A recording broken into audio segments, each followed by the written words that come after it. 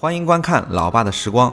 今天分享一款老式的糕点芝麻方酥。今天的视频比较短，这款芝麻方酥比较好做。这款糕点是山东这边很老的一款糕点了，也正好看到了一位朋友的留言，想吃这款方酥，所以就拿来分享。首先先来介绍一下材料：150克的食用油，少许的苏打，100克的细白砂糖，适量的白芝麻，少许的食用盐，2个鸡蛋，300克左右的中筋面粉。这款方酥只需要按照顺序把这些材料混合起来。首先在碗中倒入150克的食用油，接着加入2个鸡蛋，然后再加入100克的细白砂糖或100克的糖粉代替，加入少许的盐，大概有1克，小苏打也加入1克。用这个蛋抽搅拌材料，搅拌到这个白糖融化。这个配料类似于中国的桃酥，油的选择上可以选择味道比较小的油，比如说玉米油。当然山东这边还是比较喜欢吃花生油的。材料混合好之后更像酸奶糊，这个时候把面粉加入进去。面粉如果有小面疙瘩，最好过筛一下。面粉的分量是300克的中筋面粉，就是家里最普通的面粉。那接下来把面粉和材料混合均匀，混合成一个面团就准备好了。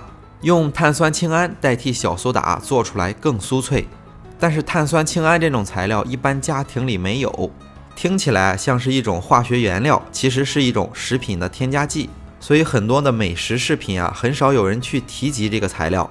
好了，材料混合好之后取过来烤盘，把这个材料平铺在这个烤盘上。